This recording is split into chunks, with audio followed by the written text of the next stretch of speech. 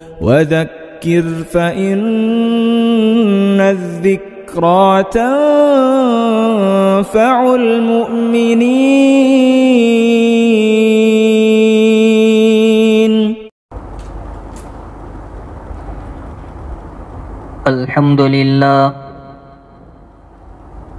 الحمد لله نحمده ونستعينه ونستغفره ونؤمن به ونتوكل عليه ونعوذ بالله من شرور أنفسنا ومن سيئات أعمالنا. من يهده الله فلا مضل له ومن يضلله فلا هادي له.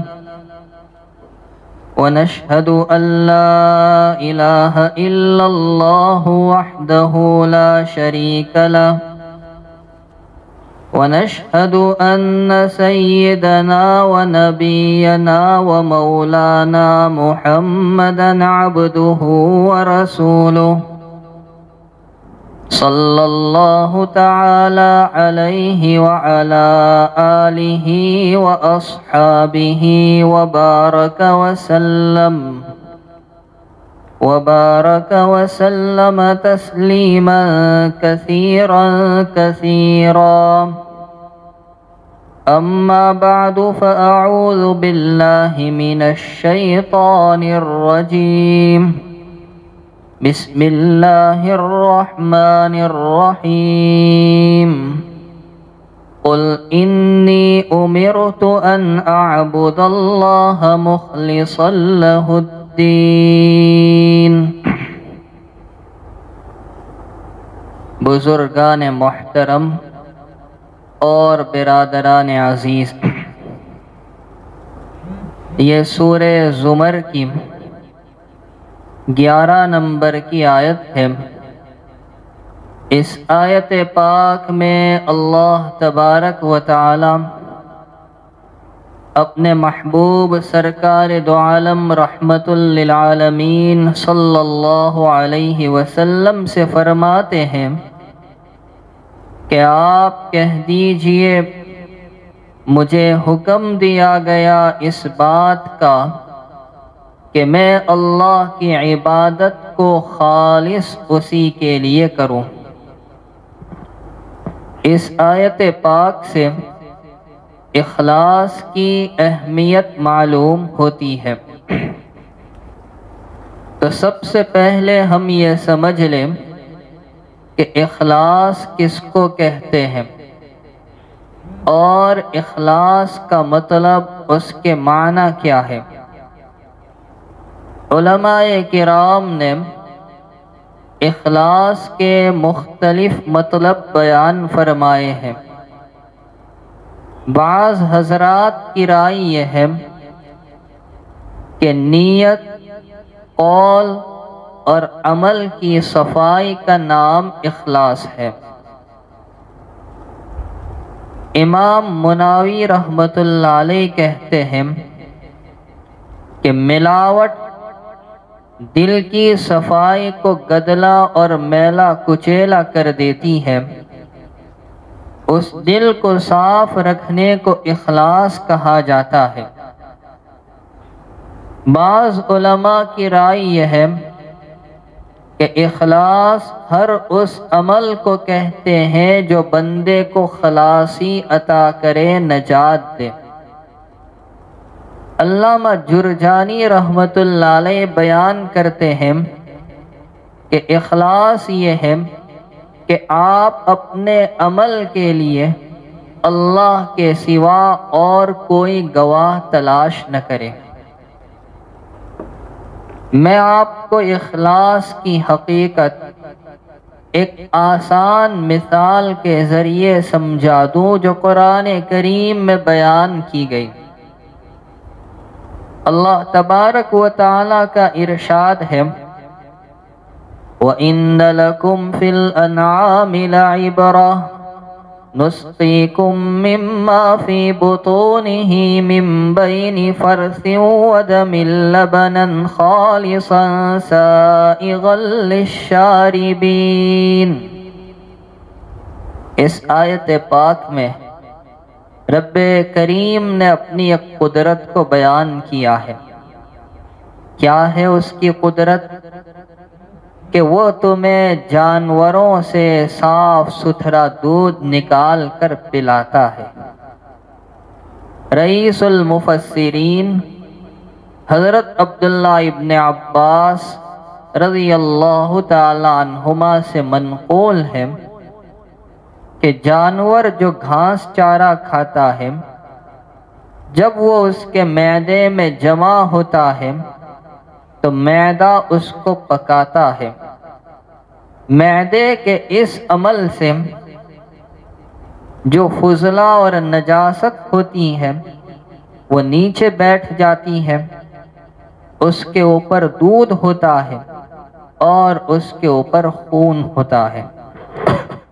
گویا معدے کے اس عمل سے تین چیزیں تیار ہوئی، دو تو ناپاک ہے، ایک فضلہ ہے، پاخانہ ہے، ایک خون ہے، اور ان دونوں کے بیچ میں دودھ جیسی صاف ستھری چیز ہے۔ اس کے بعد جگر کو کام سپرد کیا جاتا ہے تو جگر ان تینوں چیزوں کو الگ کرتا ہے اور خون کو الگ کر کے رگوں میں پہنچاتا ہے، دودھ کو الگ کر کے تھن میں پہنچاتا ہے اور فضلے کو پیچھے کے راستے سے باہر نکال دیا جاتا ہے۔ اگر آپ کو یہ بات سمجھ میں آئی تو اخلاص کی حقیقت سمجھنا آپ کے لیے بہت آسان کہ رب کریم نے دودھ جیسی پاکیزہ اور صاف ستھری چیز کو دو ناپاکیوں کے بیچ میں بنایا اور دودھ میں ان دونوں ناپاکیوں میں سے کسی کا بھی اثر نہیں آیا۔ اسی کا نام اخلاص ہے کہ ہم جو بھی کام کریں، جو بھی عمل کریں، ہمارے کام میں، ہمارے عمل میں ریاکاری اور دکھلاوے کی ناپاکی کا اثر نہیں آنا چاہیے۔ یہ ہے اخلاص کی حقیقت۔ قرآن کریم کی بہت سی آیتیں ہیں جن میں رب العالمین نے اخلاص کا درس دیا ہے۔ مثال کے طور پر 5ویں پارے کے اخیر میں ایک آیت ہے، إِلَّا الَّذِينَ تَابُوا وَأَصْلَحُوا وَاعْتَصَمُوا بِاللَّهِ وَأَخْلَصُوا دِينَهُمْ لِلَّهِ فَأُولَئِكَ مَعَ الْمُؤْمِنِينَ وَسَوْفَ يُؤْتِ اللَّهُ الْمُؤْمِنِينَ أَجْرًا عَظِيمًا۔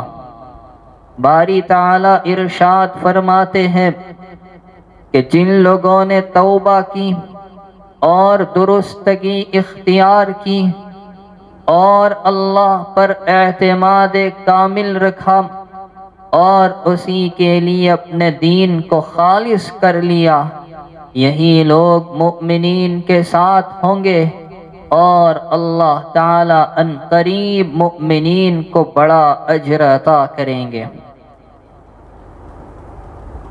سورہ زمر میں شروع کی آیت میں فرمایا الا للہ الدین الخالص، کہ یاد رکھو عبادت خالص اسی کے لیے۔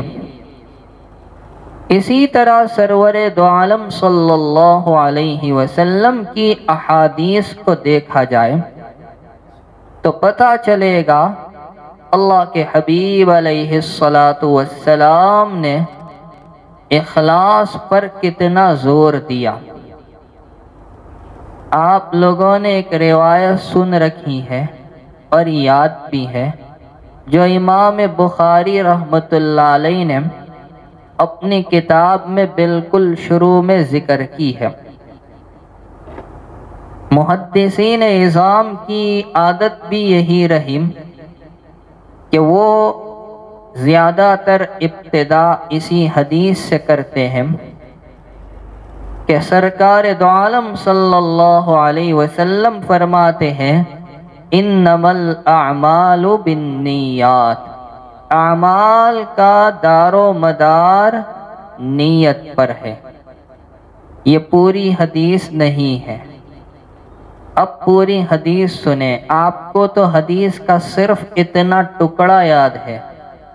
آگے نبی علیہ السلام فرماتے وَإِنَّمَا لِكُلِّ امْرِئٍ مَّا نَوَىٰ، ہر آدمی کو وہی ملے گا جو اس نے نیت کی ہوگی۔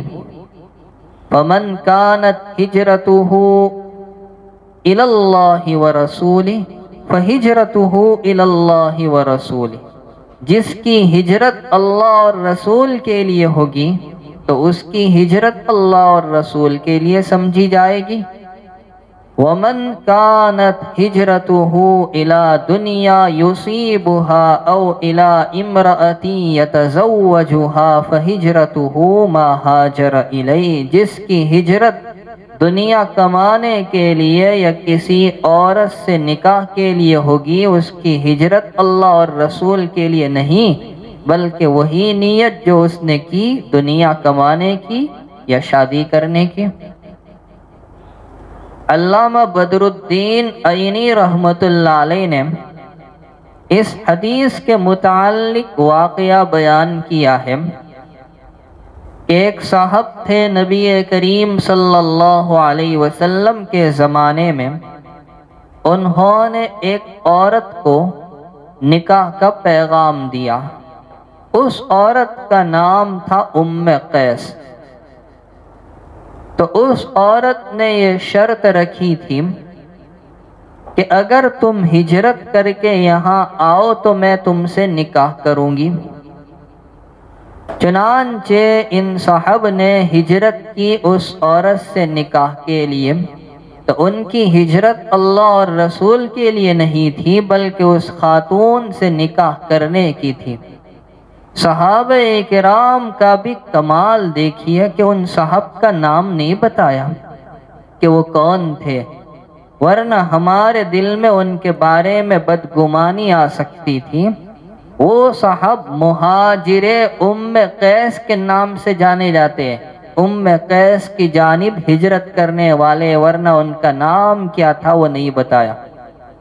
تو اس موقع پر اللہ کے نبی علیہ السلام نے یہ حدیث سنائی انما الاعمال بالنیات، اعمال کا مدار نیت پر ہے، ہر بندے کو وہی ملے گا جو اس نے نیت کی۔ تو یہ بخاری شریف کی پہلی حدیث جس میں اخلاص نیت کا درس دیا گیا۔ اسی طرح مسلم شریف کی پہلی حدیث جس کو حدیث جبرائیل کے نام سے یاد کیا جاتا ہے۔ حضرت جبرائیل علیہ السلام سرور کائنات صلی اللہ علیہ وسلم کی زندگی کے آخری زمانے میں آپ کی خدمت میں آئے تھے اور آ کر آپ کے پاس بیٹھ گئے۔ سفید کپڑے ہیں، انتہائی سیاہ بال ہے، اور ایک روایت کے مطابق اپنی رانوں پر اور دوسرے مطلب کے مطابق حضور پاک صلی اللہ علیہ وسلم کی رانوں پر انہوں نے دونوں ہاتھ رکھ دیے تاکہ مجمع ان کو غور سے دیکھے، ان کی بات کو سنے۔ انہوں نے 5 سوال کیے تھے اور 5 سوال کے اندر اللہ کے حبیب علیہ السلام کی 23 سالہ زندگی کی تعلیمات اور اس کا نچوڑ آ جاتا ہے۔ تو 5 سوال میں سے تیسرا سوال انہوں نے یہ کیا تھا مل احسان، حضور احسان کیا چیز ہے؟ فرمایا ان تعبد اللہ کأنک تراہ فإن لم تکن تراہ فإنہ یراک، کہ تم عبادت کرو اللہ کی اس شان کے ساتھ کہ تم اس کو دیکھ رہے ہو، اور اگر یہ کیفیت نہیں تو اتنا سوچ لو وہ تمہیں دیکھ رہا ہے۔ ہمارے بزرگوں میں ایک بزرگ تھے حضرت مولانا حبیب الرحمن صاحب لدھیانوی رحمۃ اللہ علیہ، جو رئیس الاحرار کے لقب سے جانے جاتے تھے۔ دارالعلوم دیوبند کے فاضل تھے۔ حضرت شیخ مولانا محمد زکریا صاحب رحمۃ اللہ علیہ کے ہم زمانہ تھے۔ حضرت شیخ نور اللہ مرقدہ دارالعلوم دیوبند کے رکن شورا تھے، اس لیے ان کا وہاں آنا جانا رہتا تو ان سے ملاقات ہوتی۔ حضرت شیخ کہتے تھے کہ تمہارے لیے دارالعلوم کی روٹی حلال نہیں، دارالعلوم لیڈری کرنے کے لیے روٹیاں نہیں کھلاتا۔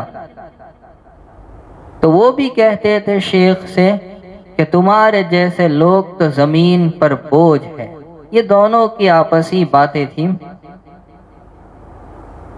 تو مولانا حبیب الرحمن صاحب بیعت ہو گئے شاہ عبد القادر صاحب رائے پوری رحمۃ اللہ علیہ سے، اور شاہ صاحب نے اپنے مریدوں کو یہ تاکید کر رکھی تھی کہ جو بھی سہارنپور جائے شیخ سے ضرور ملاقات کرے۔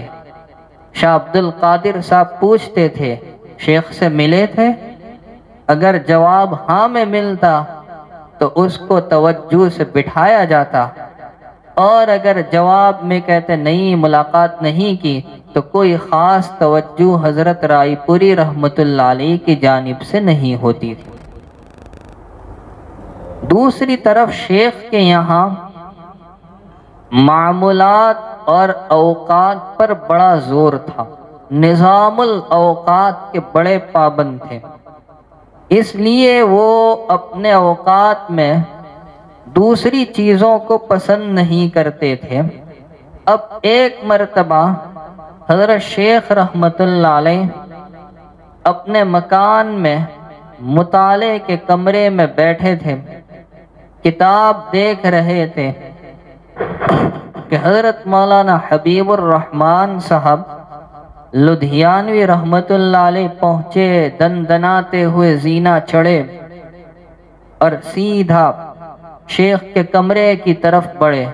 شیخ نے محسوس کر لیا کہ کوئی آ رہا ہے، تو سوچا کہ کوئی میرا وقت ضائع نہ کر دے۔ مولانا حبیب الرحمن صاحب آئے، سلام کیا، مسافے کے لیے ہاتھ بڑھایا اور کہا رائے پور جا رہا ہوں اور 2-3 دن کے بعد واپسی ہوگی، ایک سوال کر کے جا رہا ہوں، جواب تیار رکھنا۔ شیخ نے پوچھا بھائی کیا سوال ہے؟ تو انہوں نے کہا سوال یہ کہ یہ تصوف کیا بلا ہے؟ جو پیر مرید کرتے ہیں اسی کو ہم تصوف کہتے ہیں، یہ تصوف کیا بلا ہے؟ تو شیخ نے کہا ہاتھوں ہاتھ جواب لیتے جاؤ، 2-3 دن کا انتظار کیوں کرنا؟ تصوف نام ہے کہ اس کی ابتدا انما الاعمال بالنیات سے ہوتی ہے، اور انتہا ان تعبد اللہ کأنک تراہ پر ہوتی ہے، کہ تصوف کی شروعات یہاں سے ہوتی ہے کہ تمہاری نیت درست ہو جائے، اور انتہا اس مقام پر کہ تم جو بھی عمل کرو یہ خیال رکھو کہ میں اللہ کو دیکھ رہا ہوں، ان تعبد اللہ کأنک تراہ، کہ تم اللہ کی عبادت اس شان کے ساتھ کرو گویا تم اللہ کو دیکھ رہے ہو۔ اسی طرح خادم رسول حضرت انس بن مالک رضی اللہ تعالی عنہ سے روایت ہے، حضور علیہ السلام فرماتے ہیں کہ جو اللہ وحدہ لا شریک لہ کے لیے کامل اخلاص پر اور بلا شرک اس کی عبادت پر، نماز قائم کرنے پر، زکوٰۃ دینے پر عمل کرتے ہوئے دنیا سے رخصت ہوا تو اللہ تبارک و تعالی سے اس حال میں ملے گا کہ اللہ اس سے راضی ہوں گے۔ اخلاص کی اہمیت ثابت ہوئی کہ اپنے دین کو، اپنے عمل کو اللہ کے لیے خالص کیا۔ اسی طرح حضرت معاذ بن جبل رضی اللہ تعالی عنہ کو آقا صلی اللہ علیہ وسلم نے جب یمن کی جانب حاکم بنا کر بھیجا تھا تو انہوں نے نبی کریم صلی اللہ علیہ وسلم سے عرض کیا آپ مجھے کچھ نصیحت تو فرما دیجئے۔ آقا علیہ السلام نے فرمایا دین میں اخلاص پیدا کرو، تھوڑا سا عمل بھی تمہیں کافی ہو جائے گا۔ حضرت ثوبان رضی اللہ تعالیٰ عنہ جو حضور علیہ السلام کے غلام تھے، وہ بیان کرتے ہیں کہ میں نے رسول پاک صلی اللہ علیہ وسلم سے سنا کہ اخلاص سے کام کرنے والوں کے لیے خوشخبری ہے، یہ لوگ ہدایت کے چراغ ہیں، ان کے ذریعے ہر سیاہ فتنہ چھٹ جاتا ہے۔ اور ایک روایت جو نسائی شریف میں موجود ہے، اللہ کے نبی علیہ السلام فرماتے ہیں کہ اللہ تعالیٰ نے اس امت کی کمزوروں کے ذریعے، ان کی دعاؤں کے ذریعے اور ان کے اخلاص کے ذریعے مدد فرمائی ہے۔ تو آپ لوگوں نے ان احادیث کے ذریعے بھی اندازہ لگا لیا کہ اخلاص کی کتنی اہمیت ہے۔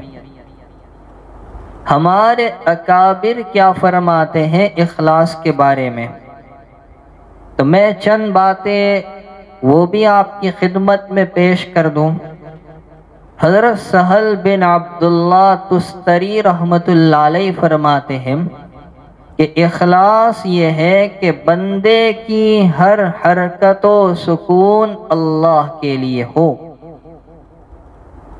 اسی طرح حضرت فضیل بن عیاض رحمۃ اللہ علیہ نے فرمایا کہ لوگوں کے خاطر عمل کو چھوڑ دینا ریا ہے، اور لوگوں کے خاطر عمل کرنا شرک ہے، اور اخلاص یہ ہے کہ تو ان دونوں باتوں سے بچا رہے۔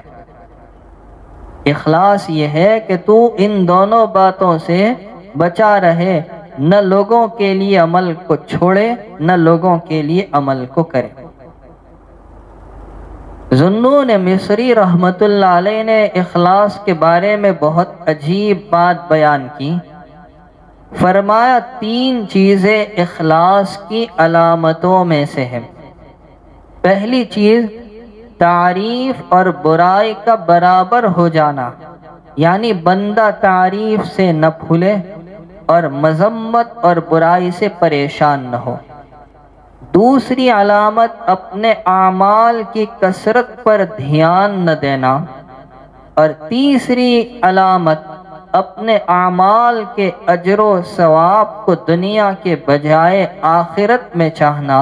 یہ 3 چیزیں اخلاص کی علامتوں میں سے ہیں۔ حضرت حارث محاسبی رحمۃ اللہ علیہ نے فرمایا کہ جس بندے نے اپنے باطن کو اللہ کے خوف سے اور اخلاص کے ذریعے درست کر لیا تو اللہ تعالیٰ اس کے ظاہر کو مجاہدے اور سنت کی پیروی کے ذریعے مزین فرما دیتے ہیں۔ اسی طرح حضرت جنید بغدادی رحمۃ اللہ علیہ وہ فرماتے کہ اخلاص عمل کو گندگی سے پاک رکھنے کا نام ہے۔ حضرت معروف کرخی رحمۃ اللہ علیہ، ان کے بارے میں امام غزالی رحمۃ اللہ علیہ نے احیاء العلوم میں لکھا ہے کہ کبھی کبھار اپنے آپ کو پیٹتے تھے اور اپنے نفس کو خطاب کر کے کہتے تھے کہ اخلاص کر تاکہ تو نجات پائے۔ اور آگے چل کر امام غزالی رحمۃ اللہ علیہ نے شیخ یعقوب سوسی رحمۃ اللہ علیہ کا جو جملہ نقل کیا ہے وہ مختصر اور بہت کام کا جملہ ہے، بہت پتے کی بات ہے۔ شیخ یعقوب فرماتے ہیں کہ اگر تجھے اپنے عمل کے اندر اخلاص نظر آئے تو سمجھ لے اس اخلاص کو مزید اخلاص کی ضرورت ہے۔ اگر تجھے اپنے عمل میں اخلاص نظر آئے تو سمجھ لے اس اخلاص کو مزید اخلاص کی ضرورت ہے۔ مثال سے سمجھاؤ اخلاص ہے کیا۔ حضرت رابعہ بصریہ رحمت اللہ علیہا ایک مرتبہ وجد کی کیفیت طاری ہوئی، ایک ہاتھ میں انگارہ اور ایک ہاتھ میں پانی لے کر چلی۔ ایک ہاتھ میں برتن ہے، اس میں انگارے، دوسرے ہاتھ میں برتن ہے، اس میں پانی ہے۔ کسی نے پوچھا خیر تو ہے؟ جواب دیا کہ اس آگ سے جنت کو جلا دوں گی اور اس پانی سے جہنم کی آگ کو بجھا دوں گی، نہ جنت رہے نہ جہنم رہے، خدا کی عبادت خالص خدا کے لیے رہے۔ میرے بھائیوں، ہم عبادت کرتے کیوں؟ تاکہ جنت ملے۔ کیوں؟ تاکہ جہنم سے بچے۔ ہم نے خدا کے لیے عبادت کہاں کی؟ گویا ہماری عبادت میں اخلاص نہیں۔ اخلاص کا درس تو ہمیں حضرت رابعہ دے رہی ہے کہ نہ جنت رہے نہ جہنم رہے، خدا کی عبادت خالص خدا کے لیے رہے۔ علماء کرام نے اخلاص کی کچھ علامتیں بیان کی ہیں۔ اخلاص کی ایک علامت یہ ہے کہ عمل کے اندر استقامت آ جائے۔ جب کوئی بندہ پابندی کے ساتھ، دوام کے ساتھ عمل کرتا ہے تو یہ اخلاص کی علامت ہوتی ہے۔ اسی لیے کسی نے کہا عبادت پہلے ریا ہوتی ہے، پھر عادت ہوتی ہے، پھر جا کر وہ عبادت ہوتی ہے۔ تو اخلاص کی پہلی علامت عمل کے اندر استقامت۔ اخلاص کی دوسری علامت ہے اپنے عمل کو چھپانا۔ آدمی بڑا کارنامہ انجام دے پھر بھی ظاہر نہ کرے۔ ہمارے یہاں مدارس میں عالمیت کے تیسرے سال میں کتاب پڑھائی جاتی ہے، اصول الشاشی اس کا نام ہے۔ چھوٹی سی کتاب لیکن بڑی مشکل، اور میں نے بھی یہ کتاب میرے والد صاحب رحمت اللہ علیہ سے پڑھی تھی۔ تو اس کتاب کے لکھنے والے مصنف، ان کا اخلاص تو دیکھو، انہوں نے کتاب پر اپنا نام ہی نہیں لکھا، اپنے نام کو ظاہر ہی نہیں کیا۔ وہ بعد والوں نے اپنے حساب سے بتایا کہ یہ ہو سکتے ہیں یا وہ ہو سکتے ہیں، لیکن ان کا اخلاص یہ تھا کہ اتنا بڑا کارنامہ انجام دینے کے باوجود بھی انہوں نے اپنے نام کو بھی ظاہر نہیں کیا۔ تو یہ اخلاص کی علامت کہ آدمی کوئی کام کرے لیکن نام نہ بتائے۔ شیخ الاسلام ابن تیمیہ رحمت اللہ علیہ نے ایک اچھا واقعہ بیان کیا ہے۔ واقعہ یہ ہے کہ خلیفہ عبد الملک کے بیٹے مسلمہ بن عبد الملک، انہوں نے ایک جنگ کے دوران ایک قلعے کا محاصرہ کیا، گھیراؤ کیا۔ مسلمانوں کو قلعے کی دیوار میں ایک جگہ سوراخ دکھائی دیا جس سے ایک آدمی آسانی سے اندر چلا جائے، اتنا بڑا وہ سوراخ تھا۔ تو لوگوں نے جب اس سوراخ کی جانب دیکھا تو ایک دوسرے کو توجہ دلائی کہ اندر جا کر حالات پتہ کرنے چاہیے، ہمیں اندر کے حالات معلوم نہیں کہ اندر کتنے لوگ ہیں، ان کے پاس کیا کیا سامان ہے۔ لیکن ظاہری بات ہے کہ سیدھا اندر چلے جانا وہ گویا موت کو گلے لگانا، اس لیے کسی کی ہمت نہیں ہو رہی تھی۔ اچانک اسلامی لشکر میں سے ایک اجنبی آدمی سامنے آتا ہے اور وہ سوراخ کے اندر داخل ہو جاتا ہے اور جا کر پوری تحقیق کرتا ہے اور اس کے جانے کے بعد دوسرے لوگ اندر چلے جاتے ہیں، جس کی وجہ سے یہ قلعہ مسلمانوں کے لیے فتح کرنا بڑا آسان ہو جاتا ہے۔ جب یہ قلعہ فتح ہوا تو مسلمہ بن عبد الملک نے اعلان کیا کہ اس سوراخ کے ذریعے جو بھی سب سے پہلے اندر گیا اس کو ہمارے پاس لایا جائے تاکہ اسے انعام سے نوازا جائے۔ اس کے اعلان کے بعد بھی کوئی نہیں آیا۔ بادشاہ نے دوبارہ اعلان کروایا اور قسم دی کہ ہم قسم دیتے وہ ہمارے پاس آئے۔ تو اب اس اعلان اور قسم کے بعد ایک آدمی آیا اور اس نے آ کر مسلمہ کے خادم سے کہا کہ بادشاہ سے، شہزادے سے ملنے کے لیے مجھے موقع دو۔ اعلان کرنے والے نے پوچھا، بھائی کیا تم جانتے ہو سوراخ کے ذریعے اندر جانے والے آدمی کو؟ وہ تم ہو؟ اس نے جواب دیا کہ میں جانتا ہوں ان کو۔ چنانچہ خادم نے یہ بات آگے پہنچائی۔ شہزادے نے کہا کہ فوراً اجازت دے دو۔ اسے اجازت دے دی گئی۔ مسلمہ بن عبد الملک نے پوچھا کہ سوراخ کے ذریعے اندر جانے والے کو تم پہچانتے ہو؟ اس نے کہا میں پہچانتا ہوں، لیکن اس نے 3 شرطیں رکھی ہیں۔ مسلمہ نے کہا بھائی اس نے کارنامہ اتنا بڑا انجام دیا، اس کی ساری شرطیں ہمیں منظور، بتائیے کون سی شرطیں ہیں؟ پہلی شرط تو یہ ہے کہ اس کا نام لکھ کر خلیفہ کو نہ پہنچایا جائے تاکہ خلیفہ اس کو انعام نہ دے، اس کے نام کو مخفی رکھا جائے۔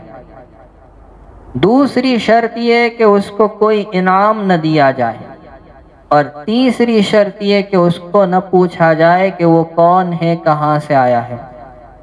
مسلمہ نے کہا بھائی منظور ہے، تینوں شرطیں منظور ہے۔ تو اس نے کہا وہ میں ہی ہوں۔ سوراخ کے ذریعے سب سے پہلے اندر میں ہی گیا تھا۔ مسلمہ اس کی اس اخلاص والے عمل کو دیکھ کر اتنا تعجب میں ہوا کہ جب بھی نماز پڑھتا تھا دعا کرتا تھا، الہی آخرت میں اس اخلاص والے بندے کے ساتھ میرا حشر فرمانا، کہ اتنا بڑا کارنامہ انجام دیا پھر بھی ظاہر نہیں کیا۔ تو یہ اخلاص کی علامت ہے۔ اخلاص کی تیسری علامت مخلوق کے سامنے شکوے شکایت سے بچنا۔ رابعہ بصریہ رحمت اللہ علیہ نے ایک بندے کو دیکھا کہ سر پر پٹی باندھ رکھی ہے، تو پوچھا کیا ہوا؟ کہ سر میں درد ہے اس لیے۔ کہ واہ، شکوے کی پٹی تم نے باندھ لی؟ جب تک تم ٹھیک تھے، اچھے تھے، کبھی شکر کی پٹی نہیں باندھی۔ تو اخلاص کی علامت یہ ہے کہ مخلوق کے سامنے شکوہ شکایت نہ ہو۔ اور اخلاص کی چوتھی علامت یہ ہے کہ ثواب کی امید صرف اور صرف اللہ سے رکھی جائے۔ اب سمجھیے اخلاص پر ہمیں کیا کیا فائدے ملیں گے۔ چلیے، پہلا فائدہ حل مشکلات، کہ اخلاص کی وجہ سے اللہ تعالی مشکلات کو آسان کر دیتے ہیں۔ مسلم شریف میں ایک واقعہ موجود ہے اور آپ لوگوں نے بھی بارہا سنا ہوگا۔ جناب رسول اللہ صلی اللہ علیہ وسلم فرماتے 3 آدمی جا رہے تھے، بارش برسنے لگی، بچنے کے لیے انہوں نے پہاڑ کی ایک غار میں پناہ لی، تو پہاڑ پر غار کے منہ پر چوٹی سے ایک پتھر آ کر گرا، جس کی وجہ سے اس غار کا منہ بند ہو گیا۔ اب موت ان تینوں کو سامنے نظر آنے لگی۔ ان تینوں میں سے ایک نے کہا کہ دیکھو اپنے اپنے نیک اعمال کو، اور جو عمل خالص اللہ کے لیے کیا ہو اس کو سامنے رکھ کر اس کے وسیلے سے دعا کرو، شاید نجات کی کوئی سبیل پیدا ہو جائے۔ تو ان میں سے ایک نے آگے بڑھ کر دعا کی، پروردگار تو جانتا ہے میرے والدین بہت بوڑھ ہیں اور میری ایک بیوی اور چھوٹے بچے تھے۔ میں جنگل میں بکریاں چرایا کرتا تھا، شام کو چرا کر آتا، دودھ نکالتا، پہلے والدین کی خدمت میں پیش کرتا، پھر بچوں کو دیتا۔ ایک دن مجھے جنگل سے آنے میں تاخیر ہو گئی، میں رات کو آیا، میرے والدین انتظار کر کر کے سو گئے۔ میں نے اپنی عادت کے مطابق دودھ نکالا اور دودھ کا برتن لے کر ان کے سرہانے کھڑا رہا تاکہ جب وہ اٹھے تو انہیں پیش کر دوں۔ نیند کی وجہ سے اٹھانا بھی پسند نہیں کیا اور ان سے پہلے بچوں کو دینا بھی پسند نہیں کیا۔ میرے بچے میرے قدموں میں چلا رہے تھے مگر میں نے ان کو دودھ نہیں دیا، یہاں تک کہ صبح ہوئی اور میں نے اپنے والدین کی خدمت میں دودھ کا وہ پیالہ پیش کیا۔ پروردگار تو جانتا ہے یہ عمل میں نے تیرے لیے کیا، تو نجات عطا فرما دے۔ تو چٹان تھوڑی سی سرک گئی مگر نکلنا اب بھی آسان نہیں تھا۔ دوسرے نے عرض کیا، پروردگار میری ایک چچازاد بہن تھی جس سے میں محبت کرتا تھا، میں نے ایک دن اس سے اس کی ذات کو طلب کیا، بدکاری کا اظہار کیا تو اس نے مجھے 100 دینار لانے کی فرمائش کی۔ بڑی محنت سے میں نے وہ 100 دینار جمع کیے۔ جب میں اس کے پاس لے کر پہنچا اور اس کی دونوں ٹانگوں کے درمیان بیٹھا تو اس نے مجھ کو کہا، اللہ کے بندے اللہ سے ڈر اور مہر کو بغیر حق کے یعنی بغیر نکاح کے نہ کھول۔ اس کی اس بات کو سن کر میں کھڑا ہو گیا، میں نے بدکاری کا ارادہ چھوڑ دیا۔ پروردگار تو جانتا ہے یہ عمل میں نے خالص تیرے لیے کیا، تو نجات عطا فرما۔ چنانچہ وہ چٹان تھوڑی اور ہٹ گئی مگر نکلنا اب بھی آسان نہیں تھا۔ تیسرے نے عرض کیا، اے اللہ میں نے ایک مزدور کو کچھ چاول پر اجرت پر رکھا تھا، جب اس نے کام پورا کیا، اجرت اور مزدوری طلب کی تو میں نے اس کو غلہ دینا چاہا، وہ منہ پھیر کر چلا گیا۔ میں نے اس کی مزدوری اور چاول کو کھیتی میں لگا دیا، یہاں تک کہ اس کے ذریعے رقم آئی اور اس سے گائے خریدی۔ چرواہے میرے پاس جمع ہوئے، ایک مدت کے بعد وہ میرے پاس آیا اور کہنے لگا کہ اللہ کے واسطے میرا حق مجھے دے دے۔ میں نے کہا یہ ساری گائیں اور یہ چرواہے لے جاؤ، یہ تمہاری چیزیں ہیں۔ اس نے کہا، اللہ کے بندے مذاق مت کر۔ میں نے کہا میں مذاق نہیں کرتا، یہ ساری چیزیں تیری ہیں، میں نے ہی ان کو کام پر لگایا تھا۔ وہ لے کر چلا گیا۔ پروردگار تو جانتا ہے کہ یہ عمل میں نے تیرے لیے کیا، تو نجات عطا فرما دے۔ چنانچہ چٹان سرک گئی اور اب ان تینوں کے لیے نکلنا آسان ہوا۔ یہ اخلاص کا فائدہ ہے کہ اللہ تبارک و تعالی اس کے ذریعے مشکلات کو آسان کر دیتے ہیں۔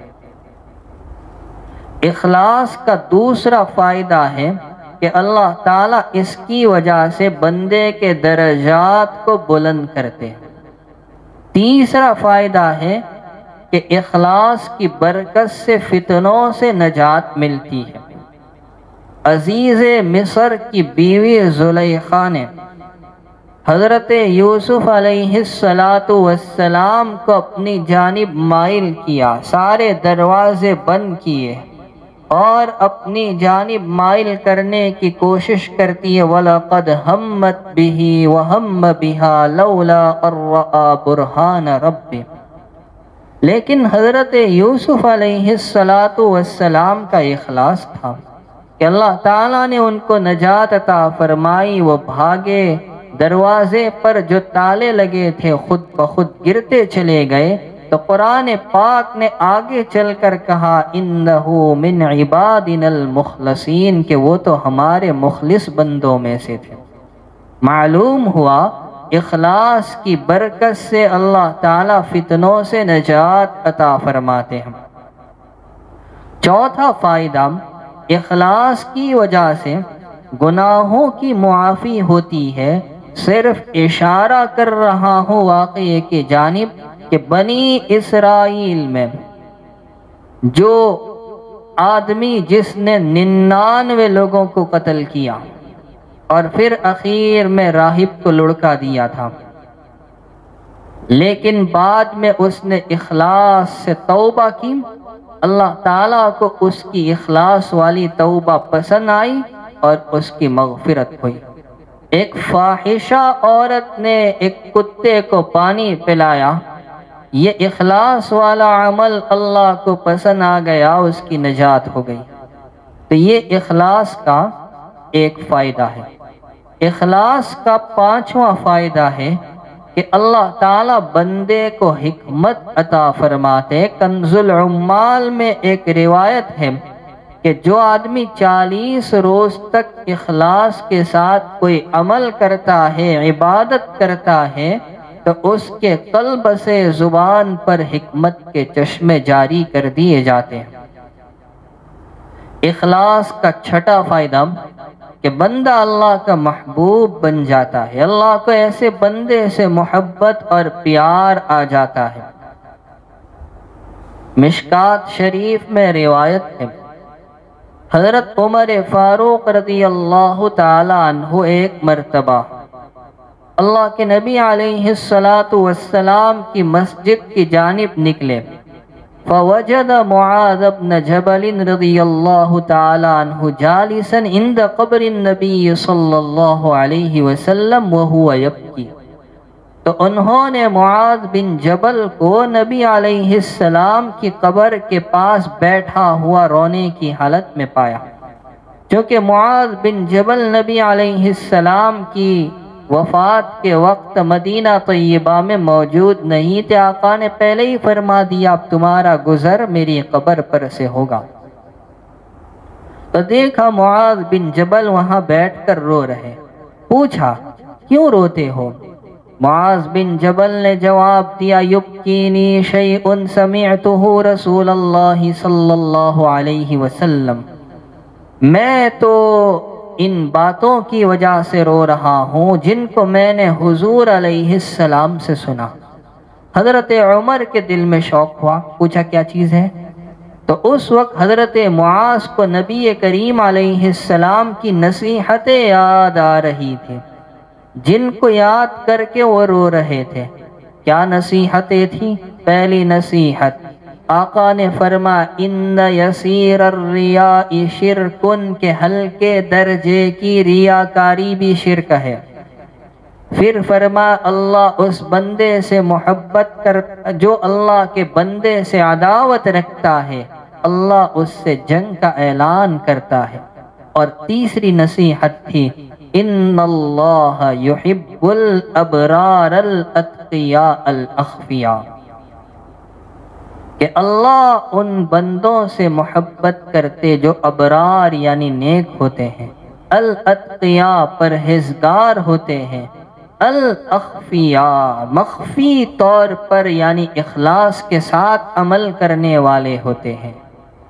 جب یہ لوگ غائب ہوتے ہیں تو انہیں ڈھونڈا نہیں جاتا، تلاش نہیں کیا جاتا، اور جب یہ لوگ موجود ہوتے ہیں تو نہ انہیں قریب کیا جاتا ہے نہ انہیں بلایا جاتا ہے۔ لیکن یہ لوگ ایسے ہیں کہ ان کے دل ہدایت کے چراغ، یہ ہر طرح کی ظلمت، تاریکیوں سے اور اندھیروں سے نکلے۔ اس حدیث میں اگر آپ غور کریں گے تو پتہ چلے گا کہ اللہ تعالیٰ اس بندے سے محبت کرتا ہے جو مخفی طور پر عمل کرنے والے ہیں، یعنی اخلاص کے ساتھ۔ یہ اخلاص کا چھٹا فائدہ،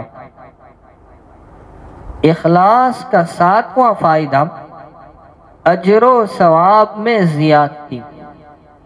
حدیث شریف میں ہے، اللہ کے نبی علیہ السلام فرماتے ہیں، میرے صحابہ کو برا بھلا مت کہو، تم میں سے اگر کوئی آدمی احد پہاڑ کے برابر بھی سونا اللہ کے راستے میں خرچ کر دے تو وہ میرے صحابہ کے اللہ کے راستے میں دیے ہوئے آدھا سیر ایک سیر کا مقابلہ نہیں کر سکتا، اس لیے کہ صحابہ کے اندر اخلاص کامل تھا اور ہمارے پاس اخلاص ہی نہیں، تو ان کا اخلاص والا عمل بڑھ گیا اجر و ثواب کے اعتبار سے۔ اور اخلاص کا آٹھواں فائدہ، اعمال میں وزن پیدا ہو جانا۔ دیکھیے میں آپ کو ایک باریک بات بتاؤں، حضرت امام بخاری رحمۃ اللہ علیہ نے اپنی کتاب بخاری شریف کی ابتدا کی نیت والی حدیث سے، انما الاعمال بالنیات، کہ اعمال کا مدار نیت پر ہے، اور ہمیں درس دیا نیت کو درست کرو، اور بالکل آخری روایت لائے تو وہ اعمال کے وزن والی لائے کہ دو کلمے رحمان کو محبوب ہیں، زبان پر ہلکے ہیں، اور اعمال کا جب وزن ہوگا، تولا جائے گا تو یہ دو کلمے بہت بھاری ہوں گے، سبحان اللہ و بحمدہ سبحان اللہ العظیم۔ تو پہلی حدیث میں امام صاحب نے ہمیں نیتوں میں اخلاص پیدا کرنے کا درس دیا، اور آخری حدیث میں ہمیں اعمال کے وزن کا درس دیا، اور ان دونوں میں مناسبت یہ ہے کہ امام صاحب اصل میں ہمیں یہ پیغام دینا چاہتے ہیں کہ تم اپنے عمل میں اخلاص پیدا کر لو، اپنی نیت کو درست کر لو، اعمال میں وزن خود بخود پیدا ہو جائے گا۔ پتہ چلا اخلاص کا یہ فائدہ ہے۔ تفسیر بغوی میں لکھا ہے، حضرت داؤد علیہ السلام نے اللہ تبارک و تعالی سے درخواست کی کہ مجھے میزان عمل بتائی جائے، عمل کی ترازو۔ تو وہ عمل کی ترازو تو وہ کوئی آلو پیاز تولنے والی ترازو نہیں، یا گیہوں چاول تولنے والی ترازو نہیں، اللہ تعالیٰ نے اپنی شان کے مطابق وہ ترازو بنائی ہے، بتائی۔ تو اس کا ایک پلڑا، اس کا حال یہ تھا کہ اس کے پلڑے مشرق و مغرب کا احاطہ کیے ہوئے۔ حضرت داؤد علیہ السلام نے دیکھا تو بے ہوش ہو گئے۔ جب افاقہ ہوا تو عرض کیا، پروردگار، اتنی بڑی ترازو، اتنا بڑا پلڑا جو مشرق و مغرب کو گھیرے ہوئے ہیں، اس کو کون پر کرے گا؟ یہ کیسے بھرا جائے گا؟ اللہ تعالیٰ نے جواب دیا کہ داؤد، جب میں کسی بندے سے راضی ہو جاتا ہوں تو ایک کھجور ہی کے ذریعے اس پلڑے کو پر کر دوں گا۔ ایک کھجور ہی کے ذریعے معلوم ہوا کہ اخلاص کے ساتھ کیا ہوا کھجور کے بقدر عمل بھی اللہ کے یہاں اس اعمال کی ترازو کو وزنی کرنے کے لیے کافی ہے۔ یہ اخلاص کا فائدہ ہے، اس سے بڑھ کر اور کیا فائدہ چاہتے ہو؟ اب سنیں، کون سی چیزیں ہیں جن کی وجہ سے ہمارا اخلاص ضائع ہو جاتا ہے، ختم ہو جاتا ہے؟ تو اخلاص کو ضائع کرنے والی، ختم کرنے والی تین چیزیں ہیں۔ پہلی چیز، دنیا کا نفع چاہنا، مثلا یہ سوچنا کہ لوگ مجھے بزرگ سمجھے، تو یہ دنیا کا فائدہ اخلاص کو ضائع کر دیتا ہے۔ دوسری چیز اپنی تعریف چاہنا کہ لوگ کہے واہ کتنی اچھی نماز پڑھتا ہے یا کتنی اچھی نماز پڑھاتا ہے، یا لوگ کہے کتنی اچھی قرات کرتا ہے، تو وہ نماز پڑھنا اپنے لیے کہاں ہوا، وہ نماز پڑھانا اپنے لیے کہاں ہوا، وہ قرات کرنا اللہ کے لیے کہاں ہوا، یا وہ قرات کرنا اللہ کے لیے کہاں ہوا، وہ تو اپنے لیے ہوا۔ تو اس سے اخلاص ضائع ہو جاتا ہے۔ اور تیسری چیز اپنی برتری چاہنا، مثلا یوں سمجھنا مجھ سے اچھا عمل کرنے والا تو کوئی ہے ہی نہیں، تو یہ چیز بھی ہمارے اخلاص کو ضائع کر دیتی ہے۔ مسلم شریف میں یہ حدیث موجود ہے، عقبہ بن مسلم کہتے ہیں کہ ہم کو شفیہ اصبحی نے بیان کیا کہ وہ ایک مرتبہ مدینہ طیبہ آئے تو انہوں نے دیکھا ایک آدمی ہے، کچھ لوگ ان کے پاس جمع ہو رہے ہیں، پوچھا بھائی کون صاحب ہے، ان کی مجلس ہے؟ لوگوں نے بتایا یہ صحابی رسول ہے حضرت ابو ہریرہ رضی اللہ تعالیٰ عنہ۔ تو شفیہ اصبحی کہتے ہیں میں ان کے پاس گیا اور ان کے قریب ہو گیا، یہاں تک کہ ان کے سامنے بیٹھا اور میں نے کہا، وہ لوگوں سے حدیث بیان کر رہے تھے، جب فارغ ہوئے تو میں نے کہا کہ میں آپ سے بار بار اللہ کا واسطہ دے کر پوچھ رہا ہوں کہ آپ مجھے کوئی ایسی حدیث سنا دیجئے جس کو آپ نے اللہ کے رسول علیہ السلام سے اچھی طرح سنا اور سمجھا ہو۔ حضرت ابو ہریرہ رضی اللہ تعالیٰ عنہ نے فرمایا ٹھیک ہے، یقیناً میں تم کو ایسی حدیث سناؤں گا جس کو میں نے رسول اللہ صلی اللہ علیہ وسلم سے اچھی طرح سنا اور جانا۔ پھر ابو ہریرہ رضی اللہ تعالیٰ عنہ نے چیخ ماری، بے ہوش ہو گئے۔ تھوڑی دیر کے بعد جب افاقہ ہوا تو پھر فرمایا ہاں میں تم کو ایسی حدیث سناؤں گا جس کو رسول اللہ صلی اللہ علیہ وسلم نے اس گھر میں بیان کیا جس میں میرے علاوہ کوئی نہیں تھا۔ پھر چیخ ماری، بے ہوش ہو گئے۔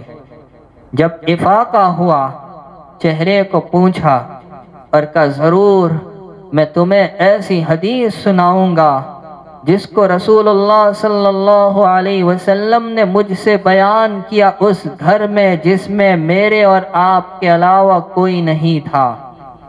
اس کے بعد پھر چیخ ماری، بے ہوش ہو گئے۔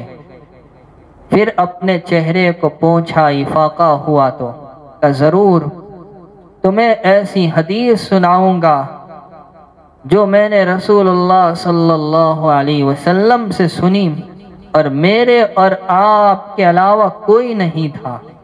پھر چیخ ماری، بے ہوش ہو گئے۔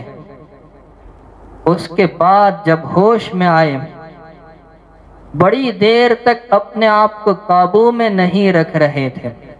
جب افاقہ ہوا تو فرمایا کہ رسول اللہ صلی اللہ علیہ وسلم نے مجھے یہ حدیث بیان کی کہ قیامت کے دن جب ہر امت گھٹنوں کے بل پڑی ہوگی، اللہ تعالیٰ اپنے بندوں کے درمیان فیصلے کے لیے نزول فرمائیں گے۔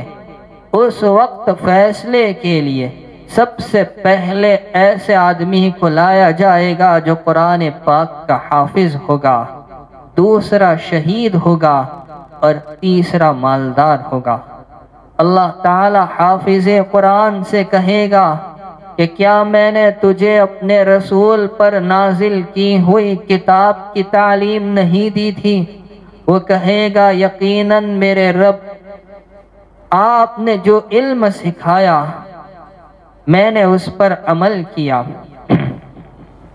میں راتوں کو عبادت کرتا تھا دنوں میں تلاوت کرتا تھا، اللہ فرمائیں گے جھوٹ کہتا ہے، فرشتے بھی کہیں گے جھوٹ کہتا ہے۔ تو نے قرآن کی تلاوت اس لیے کی اور قرآن سیکھنے کا مقصد یہ تھا کہ لوگ تجھے بڑا قاری کہے۔ پھر فرمایا سو کہا گیا، یعنی اس کو جہنم میں ڈالا جائے گا۔ پھر مالدار کو لایا جائے گا، اللہ تعالیٰ اس سے پوچھیں گے کیا میں نے تجھے ہر چیز کی وسعت نہیں دی تھی؟ یہاں تک کہ میں نے تجھے کسی کا محتاج نہیں رکھا؟ وہ کہے گا یقیناً میرے رب۔ اللہ فرمائے گا میں نے تجھے جو چیزیں عطا کی تھی اس میں تو نے کیا عمل کیا؟ وہ کہے گا میں صلہ رحمی کرتا تھا، صدقات و خیرات دیتا تھا۔ اللہ فرمائیں گے جھوٹ کہتا ہے، فرشتے بھی اسے جھٹلائیں گے۔ اللہ فرمائے گا تو نے یہ کام اس لیے کیا کہ لوگ تجھے سخی کہے، تیری سخاوتوں کے چرچے ہو، سو کہا گیا، یعنی تو نے جو ارادہ کیا، جو نیت کی، تجھے تیری نیت کے مطابق مل چکا۔ پھر شہید کو لایا جائے گا، اللہ تعالیٰ اس سے خطاب کریں گے کہ تجھے کس لیے قتل کیا گیا؟ وہ کہے گا مجھے تیری راہ میں جہاد کا حکم دیا گیا، میں لڑتا رہا یہاں تک کہ شہید ہو گیا۔ اللہ فرمائیں گے جھوٹ کہتا ہے، فرشتے بھی اسے جھٹلائیں گے۔ اللہ فرمائیں گے لڑنے اور جنگ کرنے کا مقصد تیرا یہ تھا کہ لوگ تیری شجاعت اور بہادری کے چرچے کریں، سو کہا گیا، یعنی تجھے تیری نیت کے مطابق، تیرے مطلوب اور مقصود کے مطابق دیا گیا۔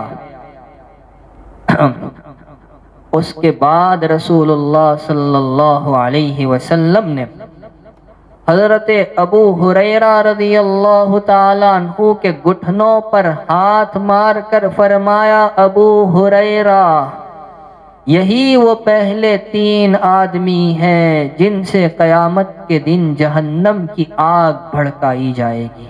اللہ حفاظت فرمائے، اللہ حفاظت فرمائے۔ اس حدیث سے معلوم ہوا کہ ان تینوں کا عمل اخلاص سے خالی بلکہ ریاکاری والا، نام و نمود کے لیے، شہرت کے لیے، دکھاوے کے لیے، اپنی تعریف کے لیے تھا، اللہ کے لیے نہیں تھا۔ نتیجہ یہ نکلا کہ رب کریم نے ان کو جہنم کا ایندھن بنا دیا۔ تو یہ ریاکاری اخلاص کو ضائع کرنے والی چیز ہے۔ اخلاص پیدا کیسے ہوگا؟ سب سے پہلا کام نیت کی درستگی۔ اپنے نیت کو درست کر لو میرے بھائیو، نیت کو معمولی مت سمجھو، نیت کے اندر بڑی تاثیر ہے۔ حضرت شیخ مفتی احمد خان پوری صاحب دامت برکاتہم کی جو کتاب ہے حدیث کے اصلاحی مضامین، اس کی پہلی جلد میں بہت اچھی مثال دی ہے کہ نیت تو پارس پتھر کی طرح ہے۔ ایک پتھر ہوتا ہے قیمتی جس کو پارس منی کہا جاتا ہے، تو نیت پارس پتھر کی طرح ہے۔ یہ پارس ایک پتھر ہے، کہتے ہیں کہ لوہے پر، تانبے پر لگا دو تو وہ سونے کی طرح بن جاتا ہے۔ تو اسی طرح نیت بھی پارس پتھر کی طرح ہے، اس کی وجہ سے ہمارے طبعی اور فطری اور عادت کے کام عبادت میں تبدیل ہو جاتے۔ تو اخلاص پیدا کرنے کے لیے پہلا کام نیت کو درست کرنا، دوسرا کام صحبت صالحین، اہل اللہ کی صحبت، نیک لوگوں کی صحبت۔ ارے بھائیو قاعدہ ہے خربوزہ خربوزے کو دیکھ کر رنگ پکڑتا ہے، تو جن کے یہاں اخلاص ہوگا آپ چند روز ان کی خدمت میں رہیے، ان کی صحبت اور ان کی ہم نشینی اختیار کیجئے، انشاءاللہ آپ میں اخلاص پیدا ہو جائے گا۔ اور تیسرا کام اللہ سے مانگنا، دعائیں کرنا۔ جب کوئی بندہ صدق کے دل سے اور اخلاص نیت سے اللہ سے مانگتا ہے، اللہ تبارک و تعالی اس کو اس کی مانگی ہوئی چیز عطا کر دیتے ہیں۔ ضرورت ہے اس بات کی کہ ہم اپنے قلوب کی اصلاح کریں، بری نیتوں کو دل سے نکالیں، نیتوں کی اصلاح کریں اور اپنی نیتوں میں اخلاص پیدا کریں۔ انشاءاللہ جو کچھ فوائد آپ کے سامنے بیان کیے وہ تو چند ہے، اس سے بڑھ کر اللہ تعالیٰ آپ کو اور ہمیں اپنے اخلاص کی برکت سے عطا کرے گا۔ اللہ تعالیٰ ہمیں اخلاص کی دولت سے مالا مال فرمائے۔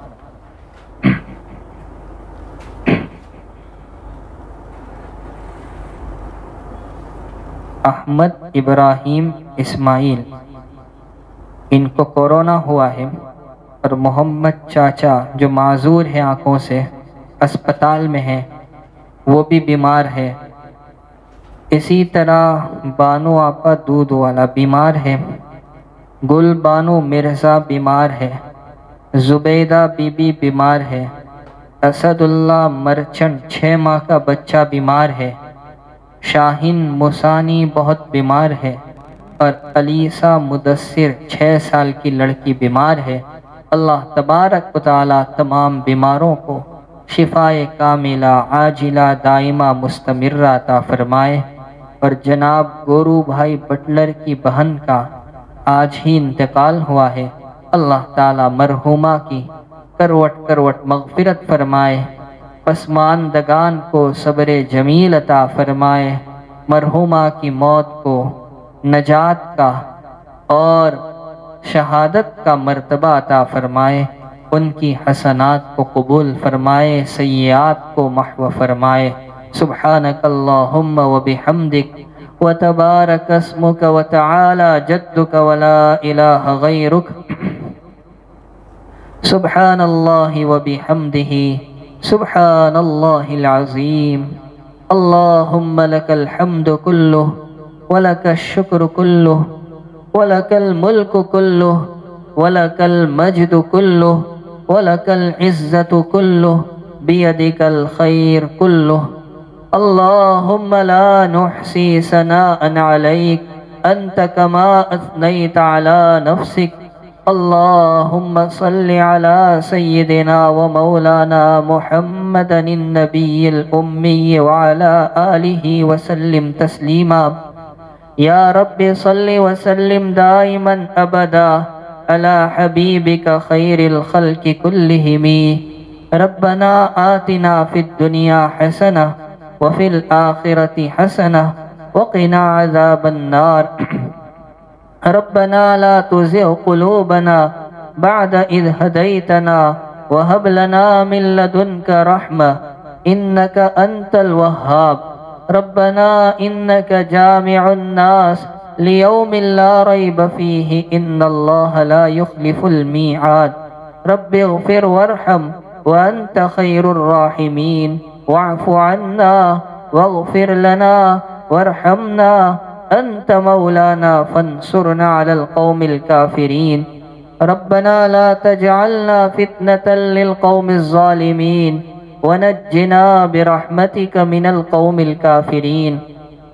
اللهم ثبتنا على الإيمان وأمتنا على الإيمان واحشرنا يوم القيامة مع المتقين مع الأبرار۔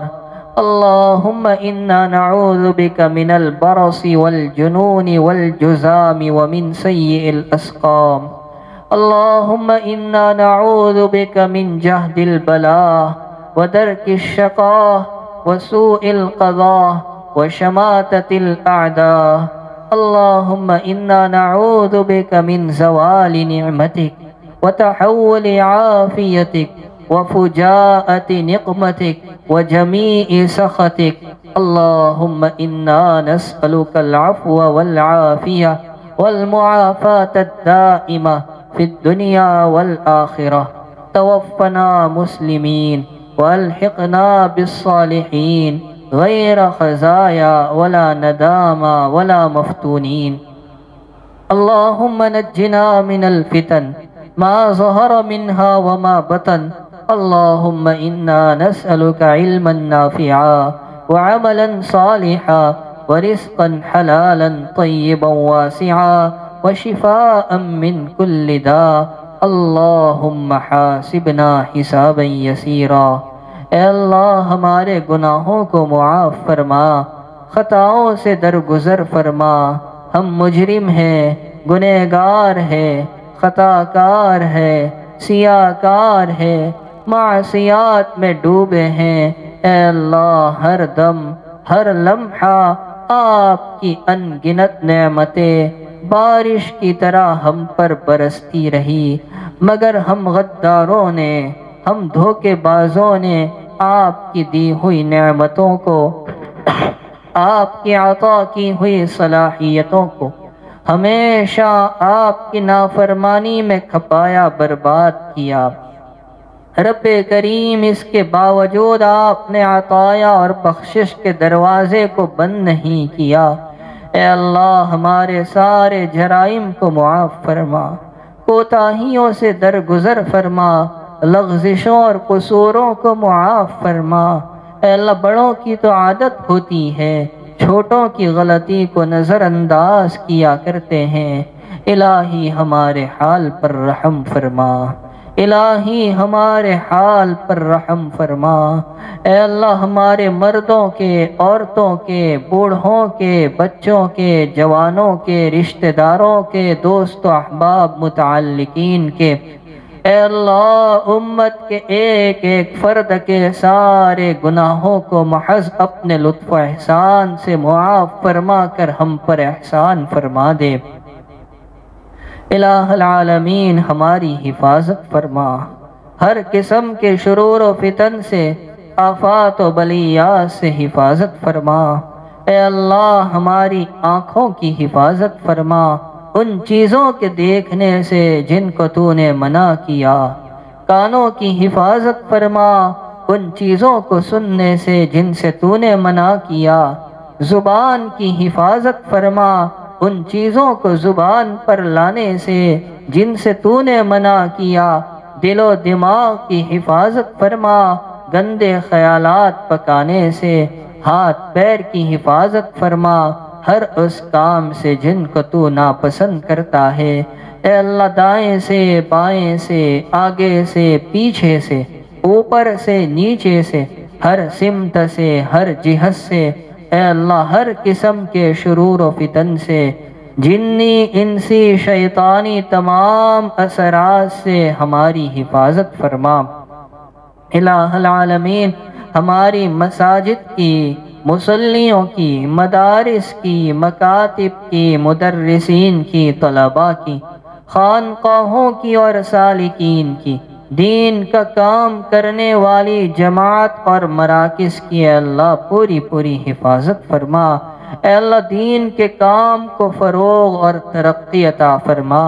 الہ العالمین ہمارے قلوب کو مجلہ اور مصفہ بنا دے۔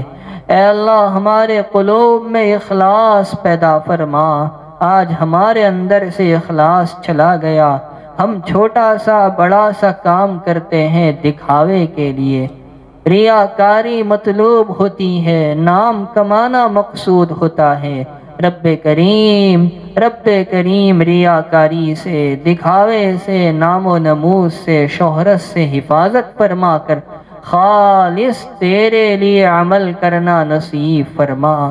ہمارے قلوب کو چمکا دے، روشن بنا دے، ہمارے دلوں میں آپ کا اور آپ کے نبی کا عشق پیدا فرما۔ اے اللہ ہمارے دلوں میں خوف و خشیت پیدا فرما۔ اے اللہ ہمیں ایسا ایمان عطا فرما جس کے پیچھے کفر نہ ہو۔ اے اللہ ہماری ایسی ہدایت فرما جس کے پیچھے ضلالت نہ ہو۔ ایسا علم عطا فرما جس کے پیچھے جہالت نہ ہو۔ اے اللہ تو ہم سے ایسا راضی ہو جا، ایسا راضی ہو جا، کبھی ناراض نہ ہو۔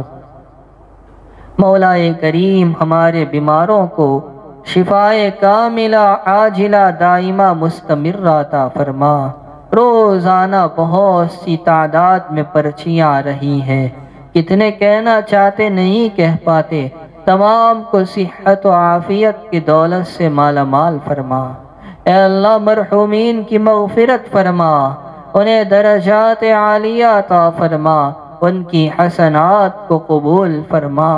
اے اللہ انہیں اعلیٰ علیین میں مقام عطا فرما، مقروضین کے قرضوں کی ادائیگی کا غیب سے انتظام فرما، محبوسین کو رہائی نصیب فرما، مقدمات میں الجھے ہوں کو بری فرما، بے مکانوں کو عافیت والا مکان عطا فرما، بے دکانوں کو سہولت والی دکان عطا فرما، بے اولاد کو نیک صالح اولاد عطا فرما، بے جوڑ کو مناسب جوڑ عطا فرما۔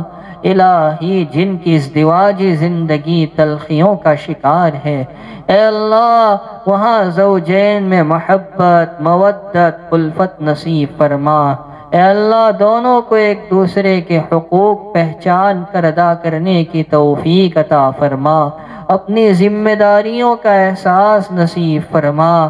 الہی ہم پر اپنا خصوصی فضل و کرم شامل حال فرما، آخرت کی ذلتی اور رسوائی سے بچا لے، اپنے عرش کے سائے میں ہمیں مقام عطا فرما۔ حضور پاک صلی اللہ علیہ وسلم کی زیارت، آپ کی ملاقات، آپ کی شفاعت اور آپ کے نورانی ہاتھوں سے حوض کوثر پر لذت جام نصیب فرما، ان کے دیدار سے ہماری آنکھوں کو تسکین فرما۔ الہی میزان عمل میں نیکیوں کے پلڑے کو جھکا دے، داہنے ہاتھ میں نامہ اعمال عطا فرما، بائیں ہاتھ میں ملنے سے حفاظت فرما۔ اے اللہ پل صراط پر نور تام عطا فرما، بجلی کی رفتار پار لگا دے۔ اے اللہ جہنم میں گرنے سے بچا لے، جنت الفردوس میں اعلیٰ مقام محض اپنے لطف و احسان سے نصیب فرما۔ وصلی اللہ تعالی علی خیر خلقہ سیدنا و مولانا محمد وآلہ وصحبہ اجمعین برحمتک یا ارحم الراحمین۔